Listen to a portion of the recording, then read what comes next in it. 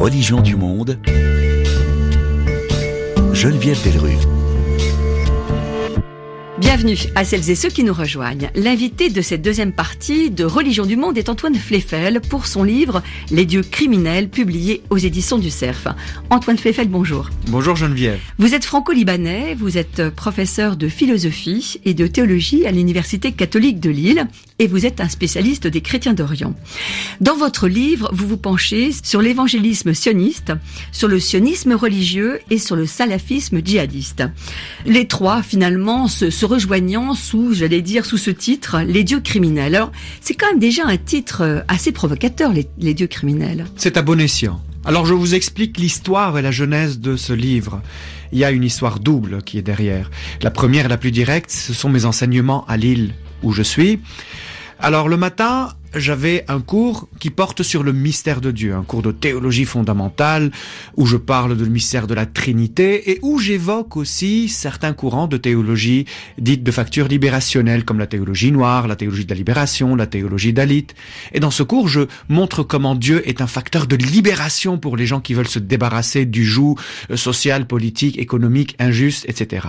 Le soir, j'enseigne un cours de géopolitique des religions et j'insiste en montrant comment Dieu est utilisé pour opprimer les peuples. C'est ce qu'on appelle en géopolitique l'instrumentalisation de la religion pour des buts de pouvoir. Et je me disais, mais c'est quand même un peu bizarre. Le matin, je parle de Dieu, il libère. Le soir, il opprime. Il y a un problème quelque part. Et c'est à ce moment-là que j'ai eu l'idée d'écrire un livre parlant de l'instrumentalisation de la religion ou de l'idée de Dieu par la politique. Mais j'ai découvert, au cours de mes recherches, que si la politique instrumentalise la religion le lui rend très bien. Et qu'il y a une double instrumentalisation qui a comme point d'ancrage une apocalypse parce que les trois courants que j'étudie sont des courants qui cherchent l'apocalypse, donc qui cherchent la fin du monde. Et c'est ainsi que je me suis plongé dans ces trois idéologies que vous avez mentionnées. Et d'ailleurs, j'ai intitulé le titre du livre « Les dieux criminels » parce qu'à mon sens, ce Dieu que ces idéologies véhiculent ne sont pas de véritables divinités. Ce sont des idoles, ce sont des fantasmes, ce sont des créations, des constructions au nom de qui on tue. Donc, c'est ma première motivation directe pour écrire ce livre. Mais ma seconde motivation, qui est beaucoup plus profonde, qui s'ancre dans des années d'expérience et d'engagement pour les chrétiens d'Orient, c'est que je suis franco-libanais, mais en tant que chrétien d'Orient, je suis touché d'une manière directe par ces trois idéologies. Que ce soit l'évangélisme sioniste, à travers l'appui indéfectible des États-Unis pour la politique israélienne, ce qui a des conséquences très mauvaises pour les autres États, à travers le sionisme religieux en Israël, qui compromet la création d'un État palestinien et qui d'ailleurs compromet aussi la présence des chrétiens palestiniens dans plusieurs endroits, dont Bethléem. Et troisièmement, le salafisme djihadiste. Bien sûr, toute la terre est concernée, mais surtout nous, dans la région du Moyen-Orient. Alors, Antoine Fleyfel, votre démarche est quand même très particulière et ciblée, parce que généralement, effectivement, quand on veut expliquer l'instrumentalisation de la religion, on s'appuie sur diverses disciplines. On va effectivement convoquer la géopolitique, on va convoquer la politique, on va convoquer la sociologie, la justice, etc. Alors que là, votre démarche, c'est que vous plongez dans les fondements des textes religieux. C'est ce que mon étude entend apporter comme originalité dans la compréhension de ce phénomène.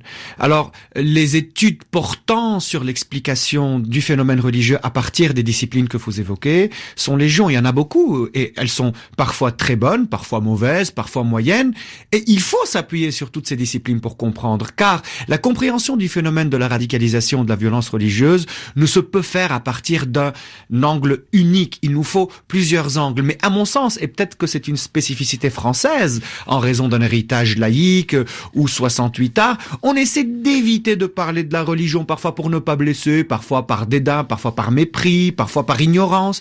Et moi, je viens dire que oui, certainement la sociologie, l'anthropologie, la géopolitique, la politique, tout ça peut expliquer une partie de la chose, mais si vous ne vous plongez pas dans le texte religieux lui-même, dans l'origine de la constitution de ces théologies idéologiques, l'essentiel vous échappera, parce qu'il ne s'agit pas uniquement d'une question politique et économique ou régionale. Il y a un fondement religieux interprété d'une manière amené à cette violence. Mais c'est souvent tabou, effectivement, d'aller sur ce terrain-là. Ah, heureusement que je suis théologien et que je suis légitime quand je parle de ces questions. Alors, commençons par les évangéliques sionistes. En quoi, finalement, menacent-ils la paix? Et d'où viennent-ils? Les évangéliques sionistes sont des évangéliques, donc qui est une branche du protestantisme, bien ancrée aux États-Unis, mais partout ailleurs dans le monde. C'est la religion qui progresse le plus au monde, oui, plus que l'islam. 40 millions, vous avancez ce chiffre, c'est beaucoup. Tout à fait. Mais... Alors, les évangéliques sionistes sont des évangéliques qui croient que l'État d'Israël est la réalisation des prophéties bibliques et que c'est la dernière étape avant l'arrivée du millénium, ce règne millénaire du Christ sur terre où il y aura la paix et où le mal sera détruit, mais ce règne qui met à l'honneur, au passage, Israël, puisque ce règne se fera à partir du 3e temple qui sera reconstruit. Ils sont 40 millions. Si on ne comprend pas la culture américaine et l'importance de la Bible pour la constitution des États-Unis depuis le XVIe siècle, on ne comprendra pas pourquoi ils pensent ainsi. Ils sont 40 millions parce qu'ils sont très sensibles au peuple juif, très sensibles au peuple hébraïque, ils ont bien lu l'Ancien Testament, ils l'ont bien assimilé, il fait partie intégrante de leur foi, d'une manière encore plus importante que chez les catholiques et chez les orthodoxes ou chez les protestants traditionnels, et étant très nombreux, ils sont dans les lieux les plus importants du pouvoir aux États-Unis, que ce soit le pouvoir politique ou économique, et à partir des lieux où ils sont, ils essayent d'agir d'une manière qui correspond à leurs croyances. Mais alors remontons à l'origine de l'évangélisme sioniste. C'est le XVIe siècle. Oui. Ce sont les chrétiens protestants qui découvrent l'Ancien Testament, qui était peu lu ou pas beaucoup lu avant dans le milieu catholique. Et dès le début du XVIIe siècle, des courants apocalyptiques, donc attendant la fin du monde, des courants apocalyptiques naissaient dans le contexte anglais. Et ces courants apocalyptiques disaient ce qui suit. Et en cela, je suis en train de vous dire que le sionisme est une invention chrétienne avant d'être une invention juive au XIXe siècle. Ces courants apocalyptiques disaient que il faut trouver le peuple juif, le rassembler en terre de Palestine, le convertir et ainsi le Messie reviendra. Il y a une petite nuance avec ce qui se dit aujourd'hui, c'est qu'on ne parle plus de conversion. Non qu'on n'y croit plus, mais pour des raisons politiques, on préfère mettre cette question de côté et apporter un appui indéfectible pour Israël, mais toujours dans un but apocalyptique. Et alors à quel moment le sionisme évangélique va rencontrer le sionisme en Israël? Ah, c'est très récent. Ils ont commencé dans les années 70 et les lobbies sionistes juifs aux États-Unis étaient prudents au début. Ils se disaient, mais qu'est-ce qu'ils nous veulent cela? Cela veulent nous convertir. Mais après, les sionistes évangéliques ont mis de côté cette revendication sans la laisser tomber, mais ils n'en parlent plus beaucoup. Parfois, ils en parlent d'une manière assez camouflée. Néanmoins, dans les années 80, les sionistes juifs se sont dit, cela veulent tout faire pour nous, et d'ailleurs ils le prouvent depuis les années 70. Et ce qui a mené à cette action commune, ce sont les événements au Moyen-Orient. C'est surtout 1973, la guerre du Kippour, ou la guerre dite de Teshrin, du côté arabe. Cette guerre où les partisans d'Israël, qu'ils soient chrétiens, évangéliques ou qu'ils soient juifs, se sont dit « il y a un danger. Les acquis d'Israël en 67, la guerre des 6 jours, risquent d'être perdus. Il faut tout faire pour maintenir ces acquis. Il faut tout faire pour défendre Israël. Il faut tout faire pour agir de manière à ce que les traités de paix ne compromettent pas ce rêve du grand Israël qui est le passage obligé vers la réalisation du millénium. Et c'est ainsi qu'ils ont commencé à militer ensemble. Et aujourd'hui, nombre d'organisations évangéliques sionistes sont reçues par le premier ministre israélien, par les hauts responsables israéliens. Ils s'en vont, ils font des pèlerinages, ils s'installent dans les colonies, ils aident à l'évolution du royaume de Dieu sur terre. Et il semblerait d'ailleurs même, Antoine Fleffel, qu'il soit plus royaliste que le roi. Parfois, en Israël, on leur dit « oula ». Oui, à plusieurs époques des processus de paix, dont celui d'Oslo, les gouvernements israéliens acceptaient de jouer le jeu des accords internationaux et acceptaient de démanteler des colonies, acceptaient de ralentir leur politique de colonisation. Eh ben non, les évangéliques sionistes étaient là pour leur dire « jamais, il ne faut pas le faire ».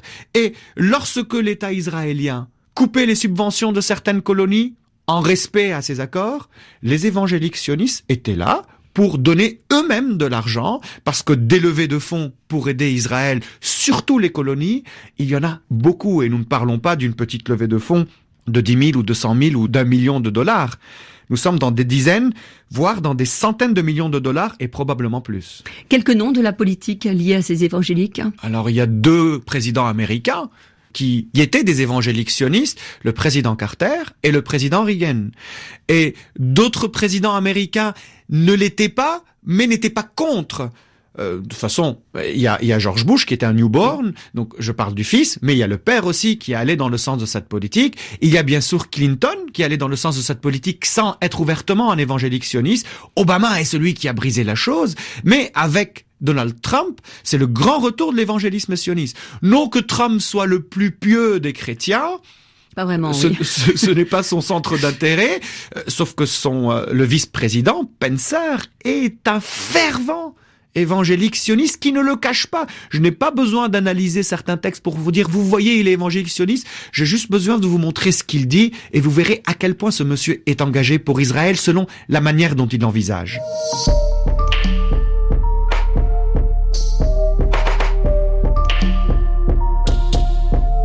Religion du monde. Geneviève Delrues. Vous écoutez Religion du monde. Notre invité est Antoine Fleifel pour son livre Les dieux criminels, publié aux éditions du Cerf. Passons à présent, Antoine Fleifel, aux sionistes religieux en Israël. Israël, au départ, s'est créé sur une base sioniste totalement laïque.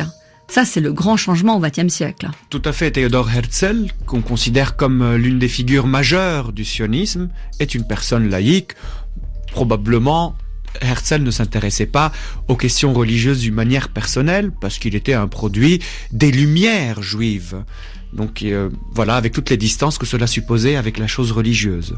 Donc des Lumières juives, effectivement. La Haskalah, qui est un mouvement de lumière mené par le philosophe Moshe Mendelssohn, qui a permis au judaïsme de s'ouvrir à la modernité, c'est-à-dire d'accepter les lectures critiques du texte, d'accepter les acquis de la modernité, la séparation des deux domaines religieux et laïques et temporels. Le judaïsme s'est inscrit dans cela, et d'ailleurs c'est ici que nous trouvons la naissance du judaïsme orthodoxe, qui était une réaction à ces lumières juive et qui s'est ancré dans la tradition en disant que bien sûr on peut s'ouvrir au monde mais pas de manière à compromettre l'intégrité des textes, qu'il faut toujours comprendre selon les herméneutiques ou les manières de comprendre classiques qui sont dans la tradition. Le sionisme naît en Russie à la fin du XIXe siècle. Le sionisme est né dans ces régions suite aux malheurs que subissaient les communautés juives. Il ne faut jamais oublier, oui, tout ce qu'ont subi les juifs en Europe, même bien avant le 19e siècle. L'histoire du judaïsme en Europe est une histoire qui est parsemée par la violence, par la persécution. Il n'y a pas que ça, bien sûr, mais il y a une expérience très douloureuse qui a mené ces sionistes pionniers au 19e siècle, dont Theodor Herzl, à trouver une solution. N'oublions pas qu'il écrit et qu'il pense dans une époque où il y a aussi l'affaire Dreyfus, et ce qui s'est passé aussi en Russie. Donc il se disait, mais il faut en finir avec cette persécution, d'où le projet de créer un foyer juif où les juifs ne subiront plus ces aléas des grandes puissances ou des interprétations religieuses de leur présence. Alors on pourrait penser effectivement que les orthodoxes ou les ultra-orthodoxes pourraient être tout à fait en accord, puisque c'est la réalisation du grand rêve. Absolument alors pas. Au contraire, c'est tout Absolument le contraire qui se pose. Ils étaient tout à fait opposés à ce projet, parce que pour eux, la restauration d'Israël ne se fera que par miracle divin. Si l'homme contribue à la création d'Israël, il est en train de faire un péché. Dans le Talmud, il existe ce qu'on appelle la tradition des 3 serments. Dieu aurait fait prêter aux hommes 3 serments. 2 aux Juifs, leur disant « Vous ne ferez pas la guerre aux autres et vous n'essaierez pas de vous rétablir en Terre Sainte. » Et troisièmement, le serment est fait aux païens, aux non-juifs, leur disant « Vous ne persécuterez pas le peuple juif outre mesure. » Mais selon la théorie des 3 serments, selon cet enseignement, le juif n'a pas le droit de chercher à bâtir lui-même l'État d'Israël. Pas d'activisme messianique. Absolument pas. C'est pour cela que au 19e siècle, au début du 20e, il y avait une opposition radicale entre ces 2 grands courants du judaïsme. L'un sioniste et laïque, et l'autre religieux et antisioniste. D'ailleurs, aujourd'hui, ces antisionistes, on les trouve toujours en Israël. Ce sont ce qu'on appelle les des ultra-orthodoxes qui rejettent l'existence même de l'État israélien. D'ailleurs, certains parmi eux se sont affichés avec l'ancien président iranien Ahmadinejad. C'est une question certes politique, mais c'est juste pour comprendre pourquoi des juifs peuvent être contre l'État d'Israël. Le fondement est religieux. Et comment la rencontre s'est faite? La rencontre s'est faite à travers des rabbins qui étaient orthodoxes, juifs orthodoxes, donc qui rejetaient quelque part les Lumières. Pas tout à fait, mais qui avaient des distances, des rabbins orthodoxes qui ont accepté l'idée du sionisme. Le rabbin par excellence qu'il faut mentionner sur ce point, c'est le rabbin Kook. Les deux Kook, Les deux, en fait. mais c'est surtout le père. Le fils n'est pas un grand penseur comme le père, c'est surtout un homme du terrain qui a fait beaucoup de choses pour la colonisation. Sauf que le père Abraham Kook était un hegelien. Hegel, dans sa philosophie de l'histoire, dit que l'esprit absolu, donc Dieu, tel qu'il le comprend, agit dans l'histoire de manière à ce que les grandes puissances s'inscrivent dans son projet, mais sans le savoir. Rabbin Kook, dans la même logique, a dit « Écoutez, ces laïcs sionistes, ils ne sont peut-être pas croyants, ils n'agissent pas pour la restauration du royaume, mais ce qu'ils sont en train de faire, c'est-à-dire bâtir un État d'Israël, va dans le sens du projet divin de la restauration de la terre. » Ainsi, avec le rabbin Kook, les deux grandes oppositions se sont mises ensemble. On est sioniste, c'est-à-dire on veut bâtir un foyer national pour les juifs, mais on est religieux, c'est-à-dire qu'on considère que cet État qu'on est en train de bâtir s'inscrit dans la trame théologique de l'Ancien Testament, celui de la terre promise que Dieu a donnée à son peuple. Est-ce que c'est ce qui lui fait dire, bien qu'ils ne mettent pas les téphilines, ils mettent les pierres qui édifieront le pays d'Israël? Tout à fait. C'est ça, hein? Selon cette lecture qui, encore une fois, s'ancre chez Hegel, tout ce que les hommes font est au service de Dieu. Même si ce qu'ils font peut paraître comme contraire, mais Dieu, en fin de compte, récupérera ça pour sa plus grande gloire. Comment alors, s'il s'agit d'un pas en avant vers la restauration de cette royauté ou de cet État juif? Alors, ce que vous décrivez très bien avec beaucoup d'exemples dans les dieux criminels, c'est cette montée en puissance de ces sionistes religieux. Alors cette montée en puissance se fait parallèlement à la montée en puissance de l'islamisme et à la montée en puissance de l'évangélisme sioniste. Oui, mais ça commence déjà quand même dans les années 60 avec 1967 déjà. Ces événements sont centraux pour comprendre ce qui s'est passé et ce qui se passe toujours aujourd'hui. Il y a une chose que j'enseigne toujours en disant un fondamentalisme en appelle un autre. Si mon ennemi se radicalise, normalement j'ai tendance à me radicaliser. Et donc il y a eu une radicalisation mutuelle dans tous les sens, parce que dans les années 50 et 60, la militance dans le monde arabe contre Israël, ou la militance d'Israël pour son existence, se faisait au nom du nationalisme, se faisait au nom de l'appartenance à la terre, quelle que soit l'interprétation qu'on puisse lui donner. Ces nationalismes ont été un échec. Surtout en 73. On a constaté que ces nationalismes ne menaient nulle part. Et on s'est dit, si le nationalisme ne mène nulle part, tournons-nous vers la religion. Ainsi, le monde arabe, avec la majorité démographique musulmane, s'est progressivement tourné vers l'islam politique, l'islamisme surtout incarné par les frères musulmans et leurs avatars par la suite. On en parlera plus tard. Et oui. dans le judaïsme, il y a eu cette radicalisation aussi. Et nous sommes progressivement passés d'un sionisme de gauche, un sionisme laïque, un sionisme avec lequel d'ailleurs il était possible de faire la paix. On est passé à plusieurs reprises à côté de la paix. Avec Yitzhak Rabin, on l'avait eu. Bien sûr, c'est une occasion ratée.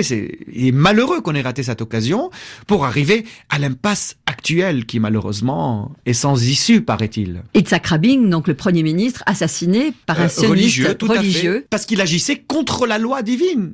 Il compromettait la foi et la religion. Et donc, alors revenons au texte, il y a eu cette sacralisation de la terre qui a monté. Et pas que la terre. Dans le sionisme religieux, on sacralise la terre, on sacralise l'État, on sacralise l'armée israélienne. En tant qu'instrument à ce moment-là Instrument divin. Divin, oui. Parce que tout ce qu'il y a ici est une réalisation des prophéties. Tout cela se comprend à partir de l'histoire du peuple hébraïque, des royaumes de David. Voilà, nous passons vraiment d'un sionisme laïque à un sionisme religieux, et très malheureusement, aujourd'hui, ce sionisme religieux a de plus en plus d'influence au sein de la société israélienne. Charles Anderlin, le journaliste oui, que j'apprécie beaucoup, j'ai lu plusieurs de ses ouvrages, dit qu'il y a 50% de militaires israéliens, de l'armée israélienne, qui font partie de ce courant. Supposons qu'il exagère. S'ils sont 40%, c'est aussi inquiétant. S'ils sont 30%, c'est inquiétant. Et n'oublions pas aussi, toujours en s'appuyant sur ces sources israéliennes ou juives, que la majeure partie des colons adhèrent aussi à cette idéologie. Si nous rêvons d'un État palestinien, et sur ce territoire, il y a un peu moins d'1 million de colons, qu'est-ce qu'on va faire avec ces gens-là? Qu'est-ce qu'on va leur dire? Le droit international vous demande de partir? Ils vont vous dire, je m'en fiche de votre droit international. Cette terre, Dieu me l'a donnée. Et je me battrai jusqu'à la mort. De toute façon, Dieu sera avec moi.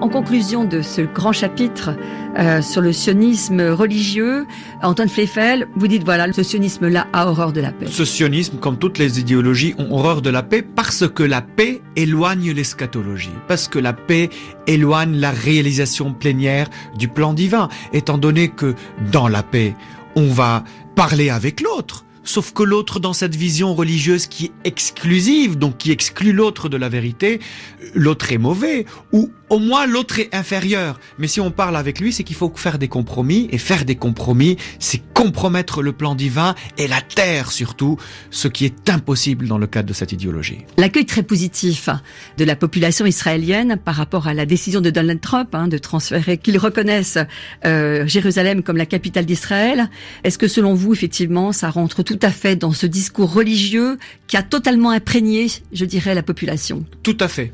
Je l'ai déjà dit dès le mois de septembre lorsque mon livre a paru. Je l'ai dit à plusieurs reprises dans mes conférences et dans des interviews à la télé et à la radio.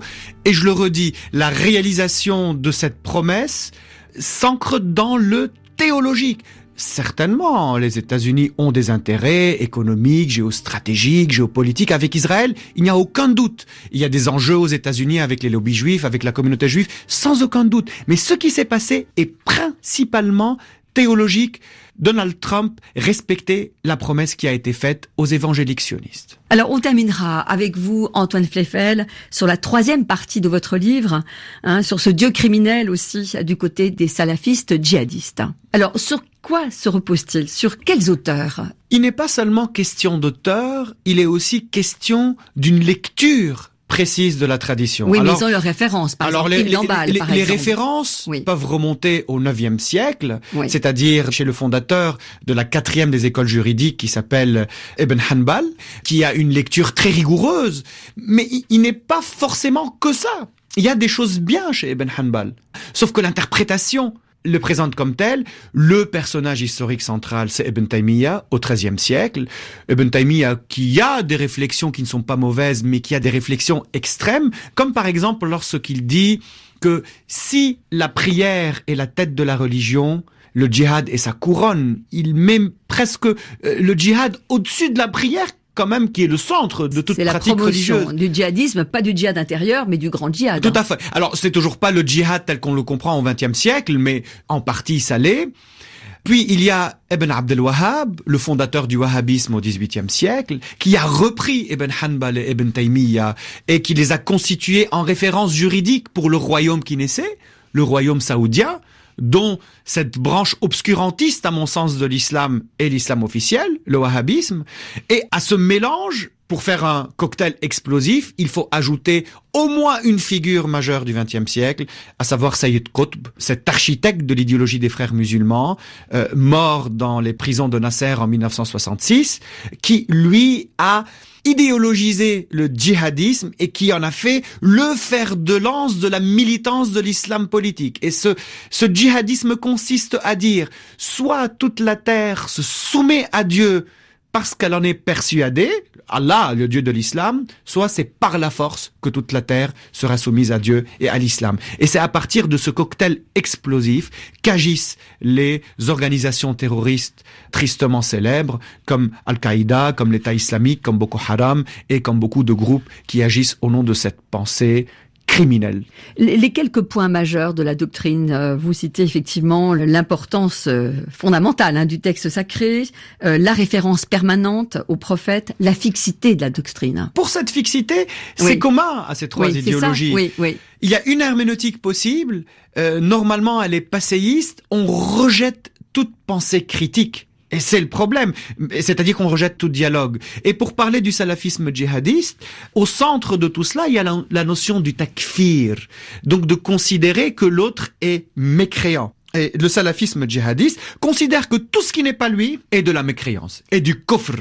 Et à partir de cela, ce sont des gens avec qui on ne peut pas parler. Et alors ça va effectivement du non-croyant au chiite. Même à l'autre sunnite. Même le sunnite qui n'est pas dans leur école, une école hanbalite wahhabite, le sunnite qui est soufi par exemple, c'est-à-dire mystique, le sunnite qui est mu'tazilite parce qu'il y a le néo-mu'tazilisme, donc ce sont des sunnites qui utilisent le philosophe, oui. Tout à fait.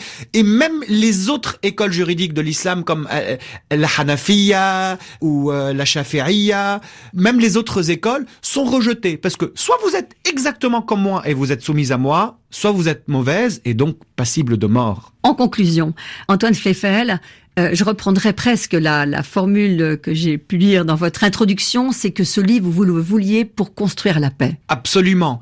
Peut-être que le titre est provocateur, le contenu est violent, il faut dire les choses telles quelles. Notre guerre de demain est peut-être sur le terrain en partie, avec des gens violents comme cela, mais la guerre de demain est surtout une guerre des idées. Et aujourd'hui, avec tous les moyens qui sont à notre disposition, les idées, personne ne peut les arrêter. L'antidote contre cette violence, c'est le dialogue, c'est la pensée critique, c'est l'acceptation de la diversité, de l'altérité, c'est la liberté de conscience, c'est la démocratie, ce sont les droits de l'homme. C'est à partir de ça qu'on peut bâtir un avenir, et cet avenir, c'est à tout le monde de le bâtir. Qu'on soit chrétien, qu'on soit juif, qu'on soit musulman, qu'on soit athée, qu'on soit agnostique, quel que soit notre horizon, mais il faut accepter de vivre dans un monde pluriel où nous sommes tous des citoyens égaux. Et que le Dieu soit amour et pas criminel. C'est ma foi de chrétien. Bon, c'est le titre de votre livre, Les dieux criminels, et c'est publié aux éditions du Cerf. C'est la fin de Religion du Monde. Geneviève Dellerue, Cécile Bonissi vous donne rendez-vous dimanche prochain. Bonne semaine à tous.